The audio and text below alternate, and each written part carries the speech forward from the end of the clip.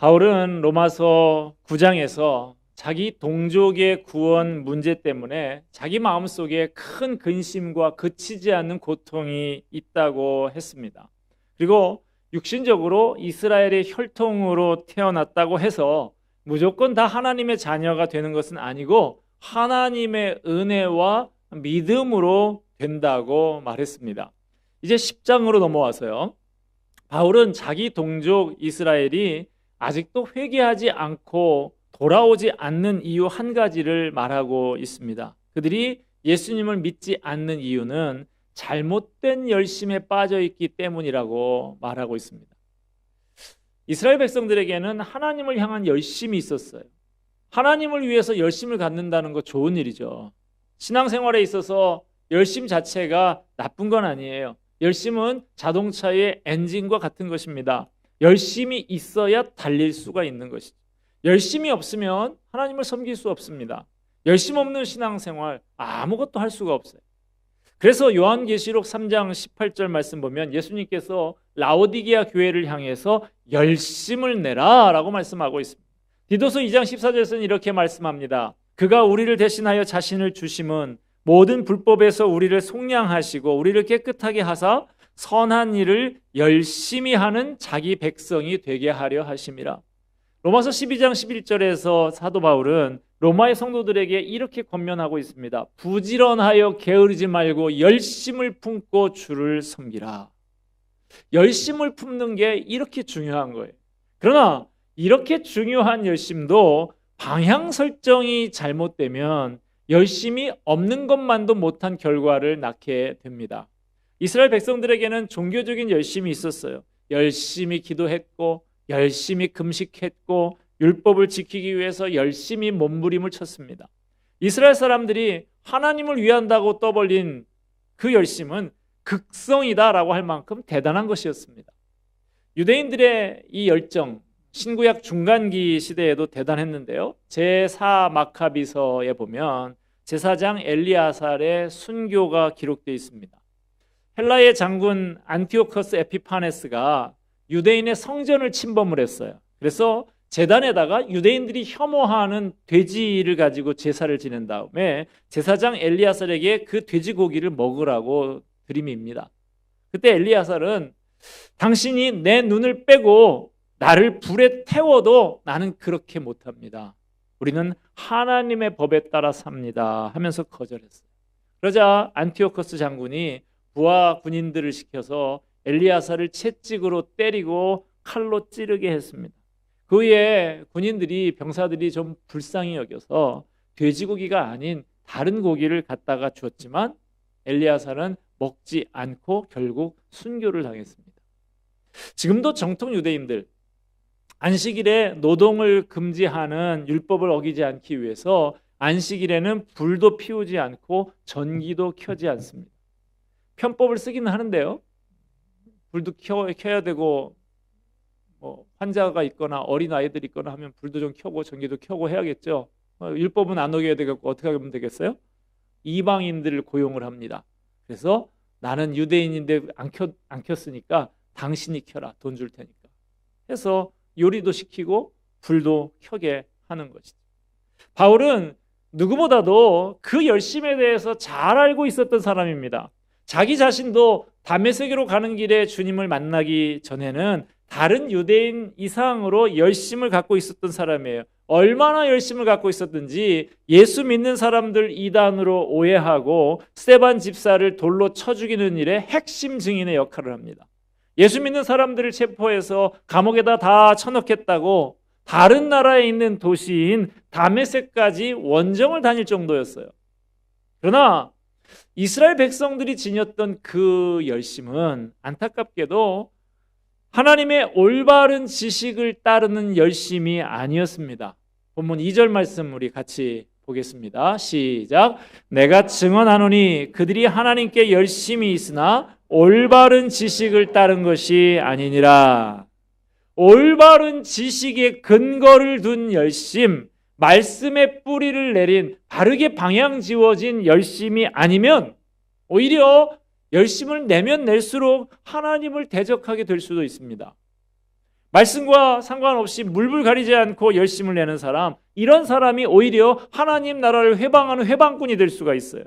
자기는 하나님을 위해서 뛴다고 열심히 뛰는데 그 방향이 잘못되니까 열심을 내면 낼수록 하나님 나라에 도움이 되지 않고 오히려 장애물이 되는 것이죠. 말씀을 기반으로 삼지 않은 잘못된 열심이 어떤 결과를 낳았습니까? 그들은 예수님을 박해하고 하나님을 저버리고 하나님 나라를 회방하는 장애물이 됐습니다. 그 대표적인 인물이 과거의 사울이라는 이름을 가지고 있던 바울이었던 것이죠. 유대인들의 열심이 가진 문제는 말씀에 근거를 둔 올바른 열심, 하나님이 원하시는 열심이 아니고 자기 의의를 드러내는 데에 목적을 둔 열심이었다는 거예요. 3절 말씀을 같이 보십시다. 시작. 하나님의 의를 모르고 자기 의를 세우려고 힘써 하나님의 의에 복종하지 아니하였느니라. 자, 유대인들이 언제부터 이런 잘못된 열심에 빠지게 됐을까요? 원래 유대인들은 율법의 중요성에 대해서 잘 알고 있었어요. 5절 말씀 볼까요? 같이 봅니다. 모세가 기록하되 율법으로 말미암는 의를 행하는 사람은 그 의로 살리라 하였거니와, 율법을 완전하게 지키면 의롭게 되고 영원히 살게 되어 있었습니다. 그렇지만 구약시대에 율법대로 살아보려고 했던 많은 성도들은 자기 힘으로 의롭게 살려고 몸부림을 치던 끝에 중요한 진리를 발견하게 됩니다. 그것은 자기 힘으로 율법을 완전히 지켜서 의롭게 된다는 것은 불가능하다는 것이었어요. 불완전한 인간이 절대적으로 완전하신 하나님을 만족시킬 수 없다라는 것을 알게 됐습니다. 그래서 그들은 자신이 스스로 무엇을 할 수 있다는 생각은 다 내려놓고 하나님이 나를 불쌍히 여겨 주셔야만 구원받을 수 있다는 것을 믿는 겸손한 사람이 되었던 것이죠. 그래서 시편을 보십시오. 거기에는 하나님의 인자와 긍휼을 구하는 기도가 많이 나오고 있습니다. 아무리 열심을 내서 율법에 순종하려고 해도 하나님 앞에 들고 나갈 의가 없으니 하나님 저를 불쌍히 여겨 주시옵소서라고 기도했습니다. 도저히 율법을 완전히 지킬 수 없는 자신의 한계를 인정하면서 그분의 은총을 기다리는 고대하는 사람이 되었던 것입니다. 이스라엘 백성들이요, 그 후배들이 이 경건한 조상들의 태도를 그대로 이어받았더라면 얼마나 좋았을까요? 그런데 역사를 살펴보면 이스라엘 백성들은 70년간의 바벨론 포로 생활을 마치고 고국으로 돌아온 다음부터 더 병적으로 율법 준수에 열을 올리기 시작하고 점점 더 잘못된 길로 빠져들기 시작했습니다. 어떻게든 이 율법을 완전히 지켜야 하고 노력하면 지킬 수 있다는 쪽으로 기울고 있었어요. 그런 잘못된 생각 때문에 그들이 만들어낸 것이 바로 장로의 유전이라고 하는 것입니다. 장로의 유전이라고 하는 것은 하나님이 주신 율법에다가 이렇게 저렇게 사람의 생각을 보태서 만든 책인데요. 일종의 율법 해설서, 율법의 주석서 같은 그런 책입니다. 그 책이 날이 갈수록 페이지 수가 점점 늘어나게 됐어요. 이런저런 사람들의 생각이 점점 시대를 지나면서 점점 더 덧붙여지다가 보니까 나중에는 어디에 무슨 내용이 있는지 찾기가 어려울 정도로 복잡한 규정을 갖게 된 책이 됐습니다. 그 결과 마침내 사람들이 만든 엄격하고 복잡한 세부 조항들에 가려져서 하나님의 율법이 가지고 있는 근본 정신이 희미해지는 결과를 낳고 말게 되었습니다. 예수님께서 이 사실을 날카롭게 비판하셨죠. 마태복음 23장 23절 보면 제가 읽습니다. 화 있을진저 외식하는 서기관들과 바리새인들이여, 너희가 박하와 회향과 근처의 11조는 드리되 더 중한 바 정의와 긍휼과 믿음은 버렸도다. 유대인들은 하나님이 율법 속에 담아 놓으신 정의와 긍휼과 믿음의 정신은 망각하고 그렇게 중요하지 않은 지연말단적인 각종 규정들만 잔뜩 실어놨습니다. 그것은 사람이 만든 법이지 하나님의 법이 아닌데도 말이에요. 지금도 이 장로의 유전을 지키는 유대인들 중에는 방금 말씀드린 대로 안식일에 전기 스위치도 올리지 않는 사람들이 있어요. 꼭 전기 스위치 올려야 할 경우에 어떻게 한다고요? 유대인 아닌 이방인들 불러다가 돈 주고 대신 일을 하게 합니다. 여러분, 우리들 좀 객관적인 입장에 있는 우리의 입장에서 보면 이거 얼마나 한심한 일이에요. 내가 스위치 올리나 이방인 사다가 스위치를 올리나 그게 무슨 그런 차이가 크게 있습니까? 그런데도 그런 규정들을 지켜야 율법을 범하지 않고 의로워질 줄로 생각하고 거기에 집착하고 매달려 있는 것이죠. 바울도 전에 주님을 만나기 전에는 이런 부류의 사람이었습니다. 자기 의를 드러내려고 열심을 냈어요. 유대의 사람들 대부분이 같은 생각을 가지고 있습니다. 그뿐 아니라 그들은 자기처럼 이 장로의 유전을 지키지 않는 사람들 사정없이 비판했습니다. 더 나아가서 죽이는 일도 서슴지 않았어요. 그러면서도 하나님을 위하는 일이다 라고 큰 소리를 치고 살았던 거죠. 유대인들이 가진 이런 열심은 올바른 지식을 따르지 않는 열심이었습니다. 한마디로 무식한 열심이었어요. 무식하면 용감하다고.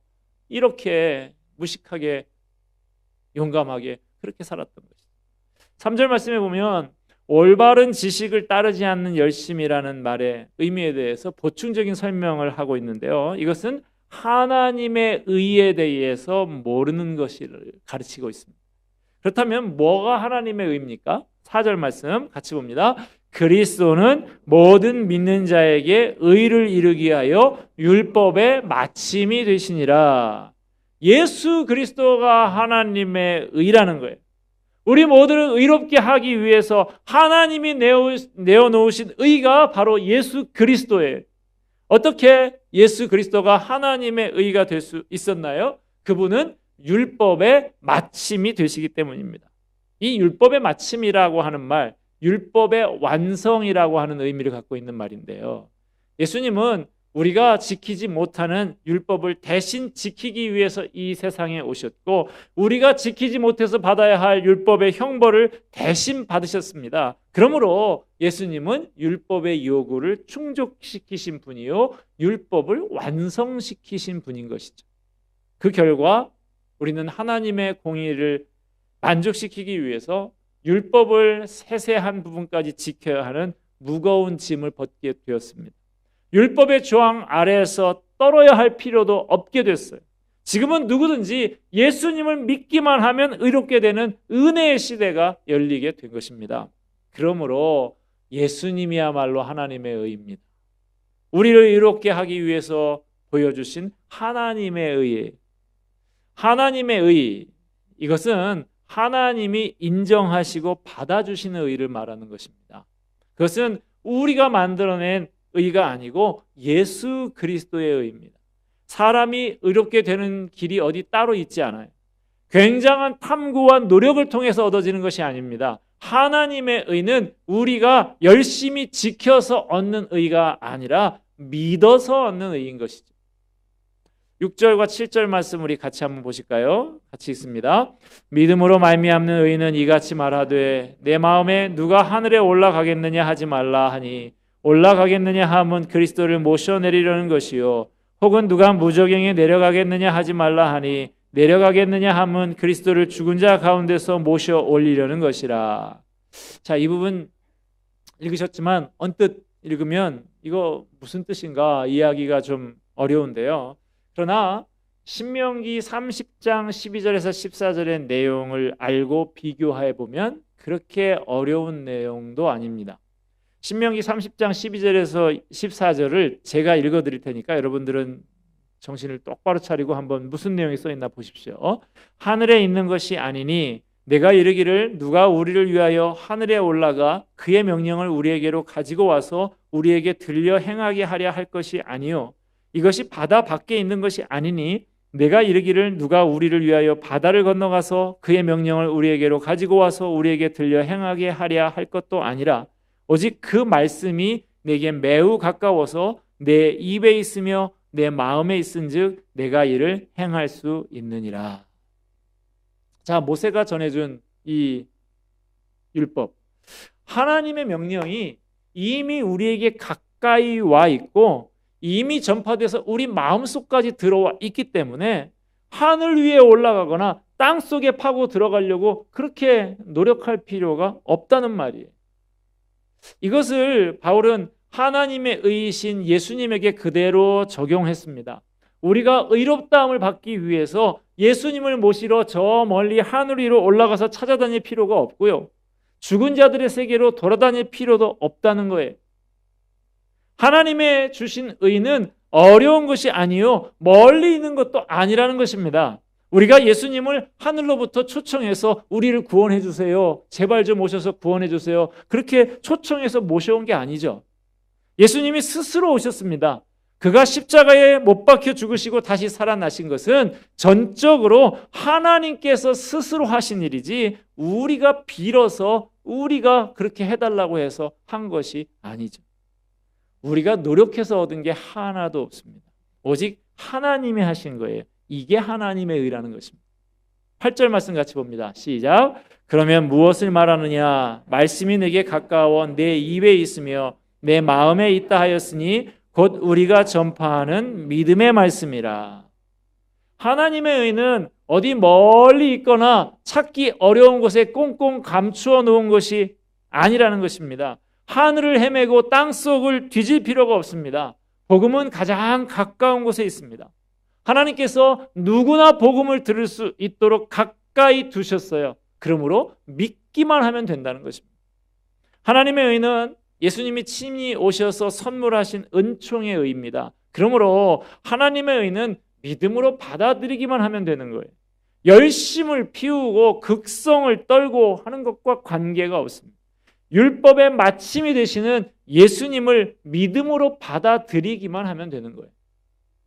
구원은 자기 열심, 자기 의를 통해서 획득되는 게 아니라는 것이 분명해졌습니다.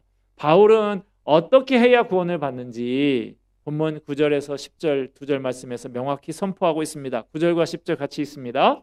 내가 만일 내 입으로 예수를 주로 시인하며 또 하나님께서 그를 죽은 자 가운데서 살리신 것을 내 마음에 믿으면 구원을, 사람이 마음으로 믿어 의에 이르고 입으로 시인하여 구원에 이르느니라. 아멘. 자, 그러면 자기 의로 열심으로 구원받는 거 아니고, 구원받으려면 어떻게 해야 되느냐? 첫째, 예수님을 주로, 주인으로 시인해야 한다는 거예요.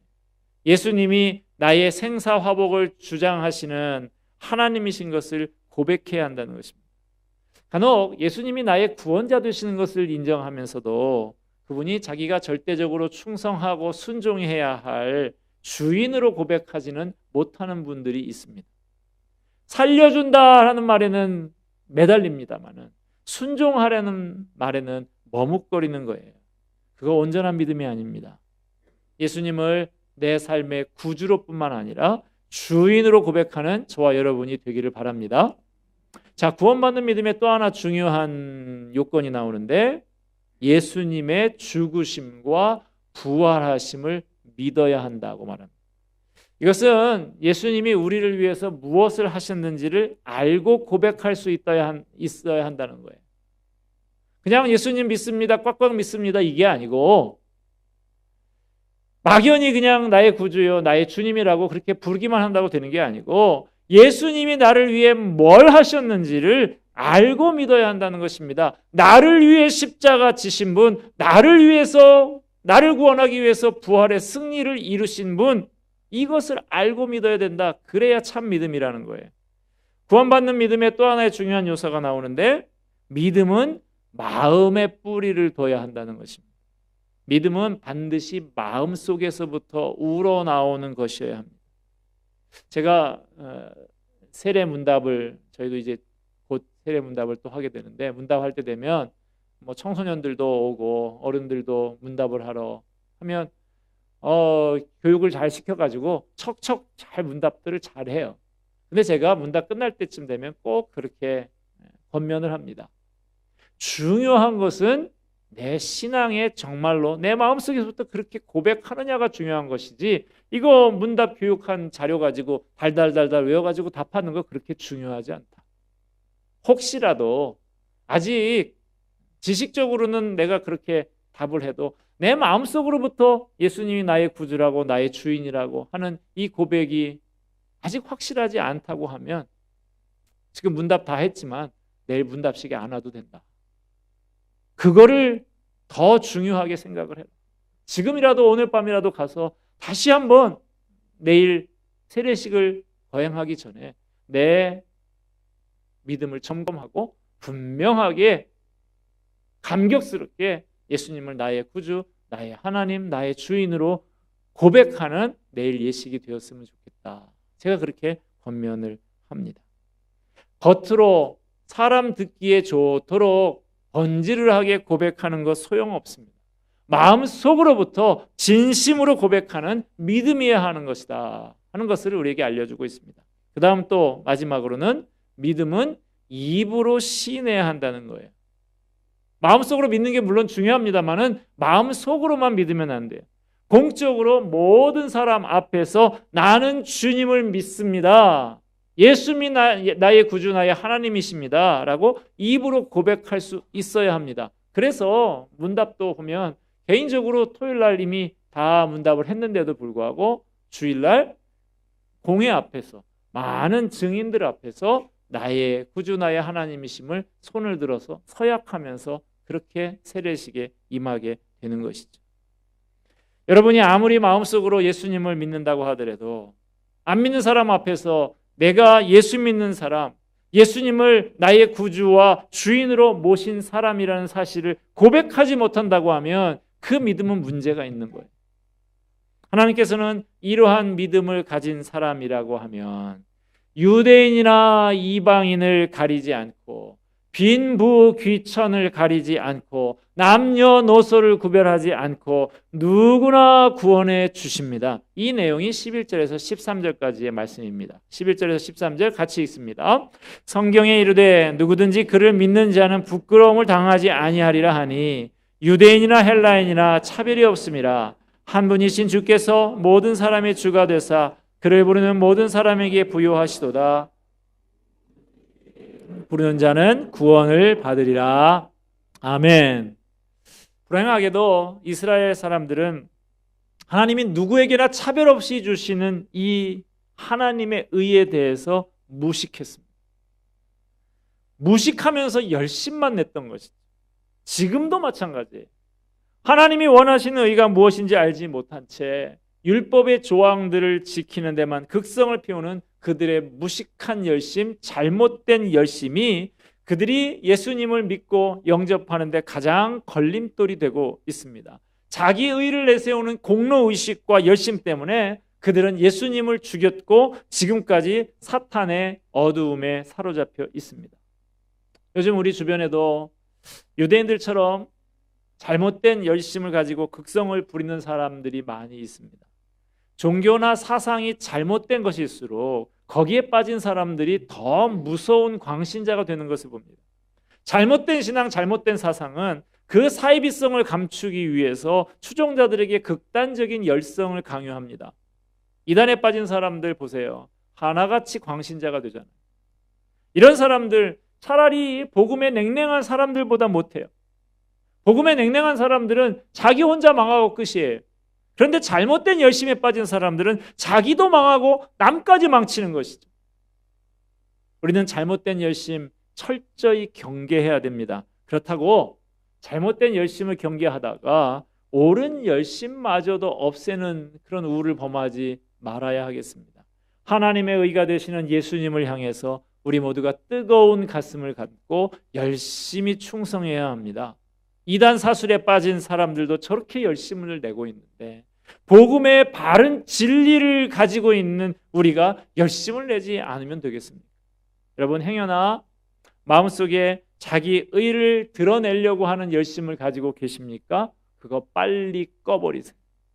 잘못된 열심의 마음이 있었다면 빨리 마음을 바꿔 먹으시기 바랍니다. 그리고 오늘 1절에 나오는 이 바울과 같은 심정을 우리도 갖기를 바랍니다. 1절 다시 한번 보면 형제들아 내 마음에 원하는 바와 하나님께 구하는 바는 이스라엘을 위함이니 곧 그들로 구원을 받게 함이라.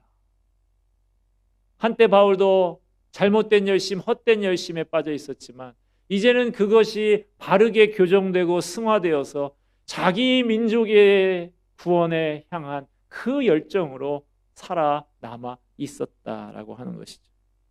우리도 지금도 잘못된 열심, 헛된 열심에 빠져서 쓸데없는 일에 열심을 부리고 살아가고 있는 불쌍한 영혼들 생각하면서 그 영혼들을 위해서 열심히 기도하고 그들에게 바른 복음의 진리를 전해줄 수 있는 우리가 되기를 바랍니다. 기도하겠습니다. 은혜와 사랑이